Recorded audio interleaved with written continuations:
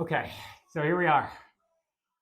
We've covered productivity in those top tens, and I think when I look back, it's probably like 15 or 20 I gave.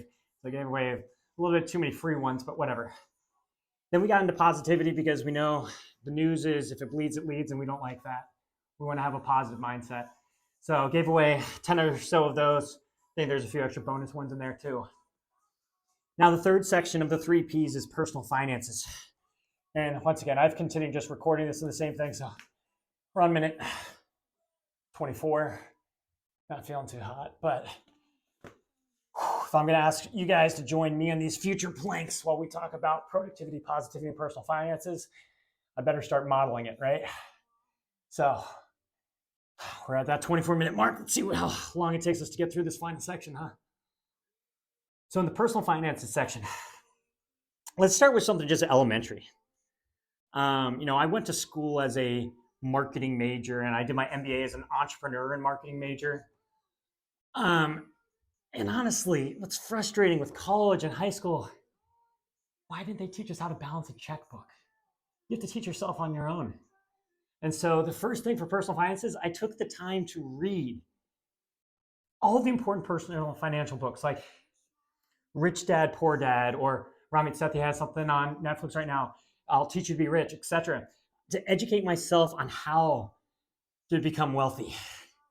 Schools don't necessarily want you to do that. Corporations don't necessarily want you to do that. You have to take the time to educate yourself there. Next, you got a budget. It doesn't have to be something like overly creative. I just use my Google Excel sheet to track my budget.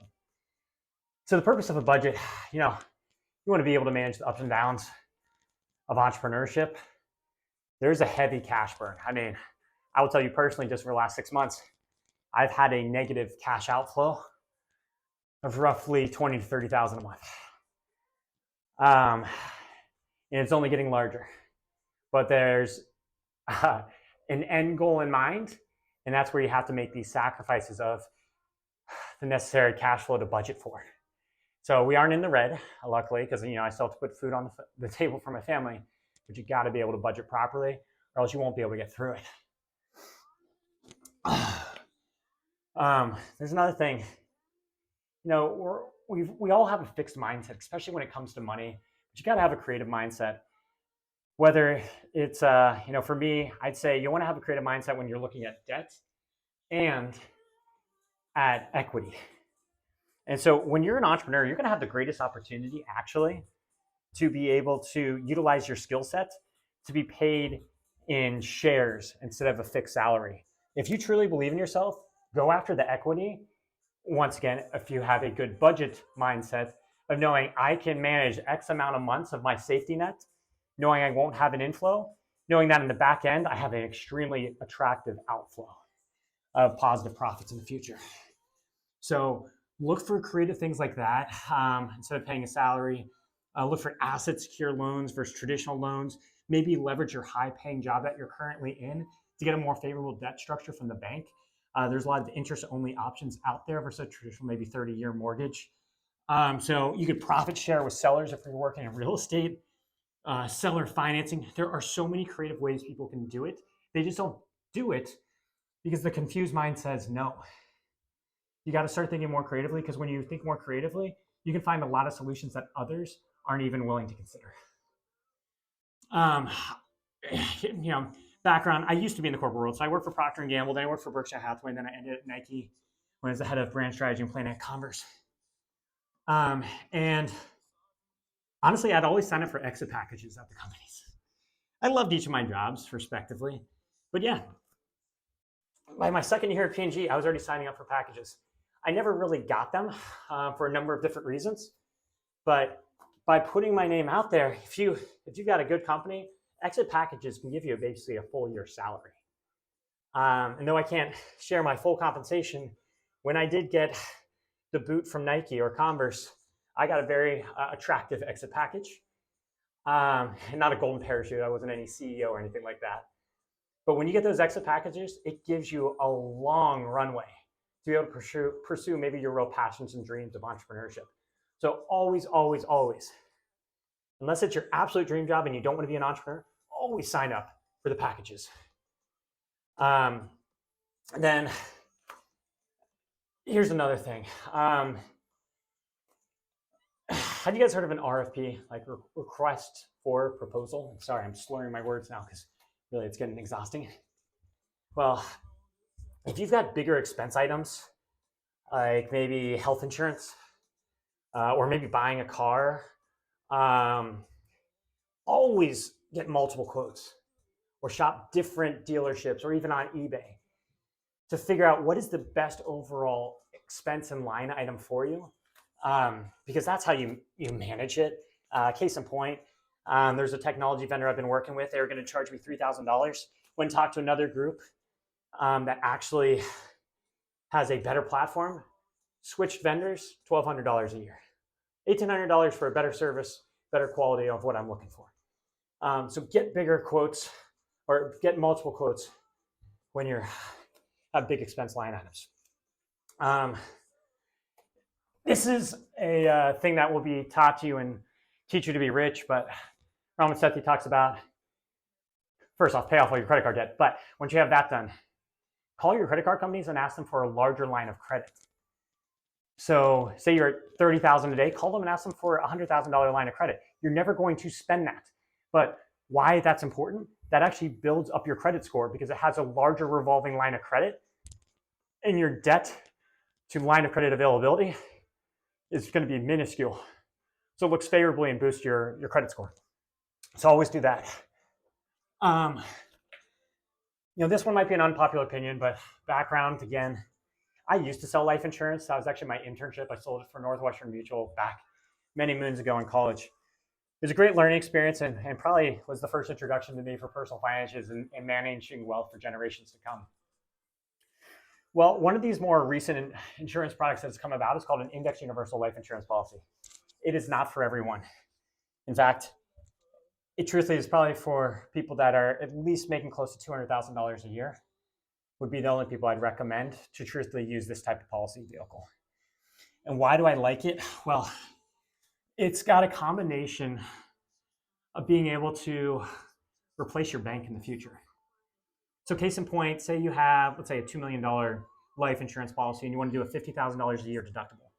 Well, for the actual $2 million coverage, especially if you're in good health, maybe $5,000, $6,000 of that $50,000, so 10% of it goes towards the insurance coverage. The other $45,000 can be invested into indexes, so stock market indexes like the NASDAQ, Dow, et cetera.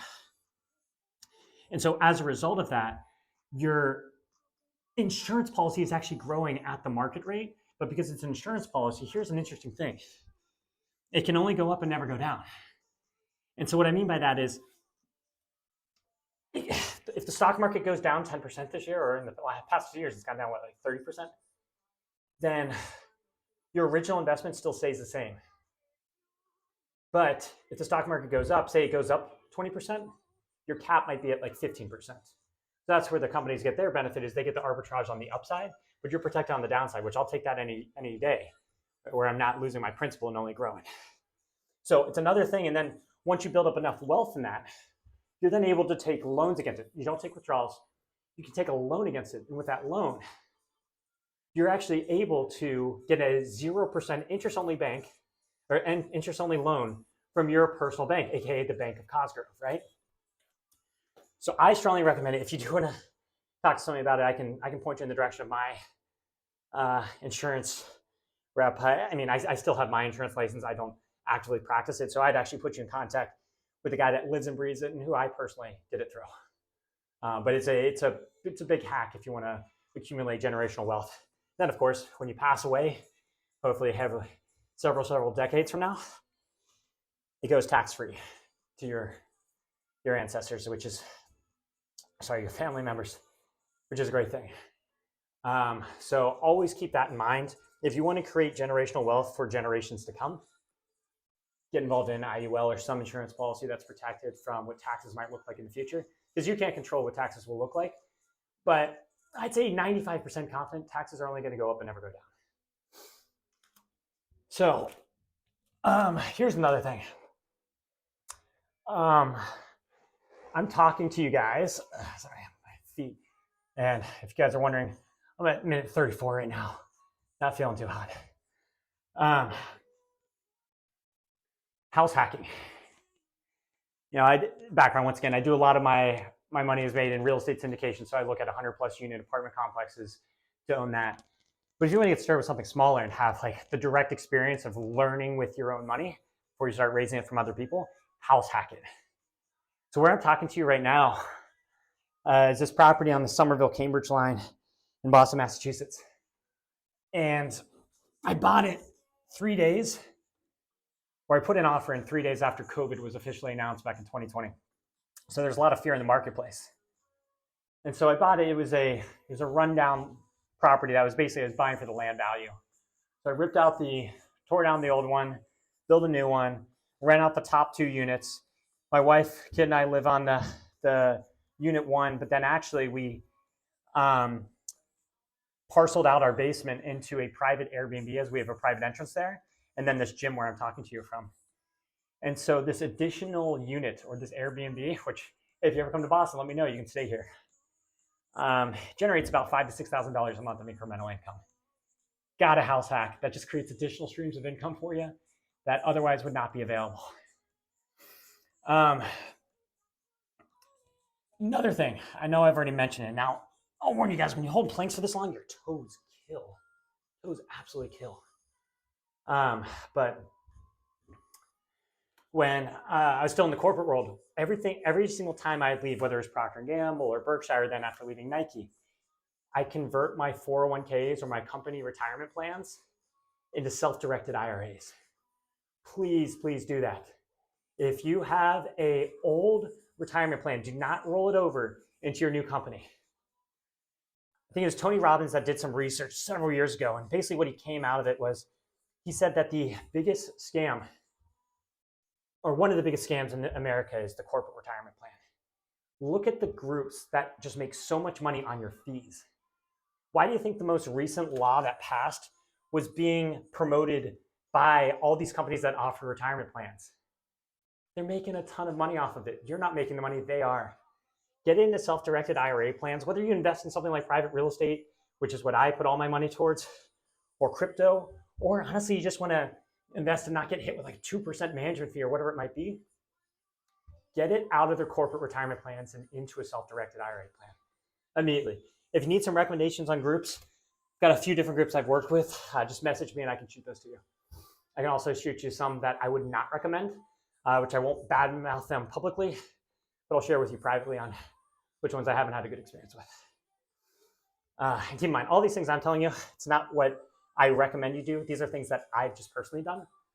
So I'm only sharing things that I've personally done, not things that I haven't done, but somebody in a book says to do it. Here's another thing, and Ramit Sethi again says this in I Will Teach You to Be Rich. But get out of betting on individual stocks. It's like going to Vegas and betting on a game. Go into index funds. Like Vanguard has good funds that are like 0.04% management fees, anything like that. They generally keep in line with the market. And brokers are not beating the market. I think the stats like only 3 to 5% actually beat the market. What are the other 95 to 97% doing? They're losing. You're paying them to lose.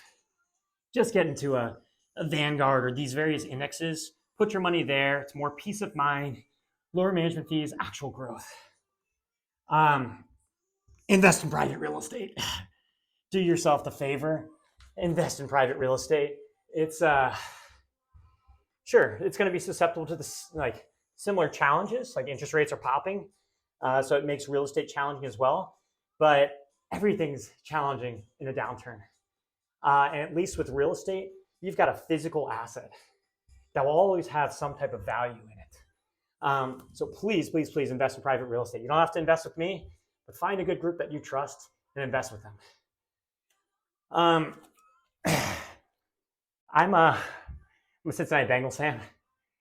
One of my favorite players was Chad Ochocinco or Chad Johnson. Still love him today. Very entertaining guy. And one of the most valuable things he actually said was, when I had all this money, I wasn't buying the fancy cars or things like that, or the designer clothes, because people didn't care what I was wearing or what I was driving. They cared about who I was. So think about it that way. If you're trying to impress somebody based on some material things, that's not a good start. It's just going to burn money for you, give you a false sense of who you are or who your identity is. Live within your means or live even below your means. Don't overspend on something extravagant that you don't really need and you're using it just to impress somebody else. That will never work for you. And so that's really kind of where I'm going to close. I've got a few more things, but honestly, I'm burning right now. We made it to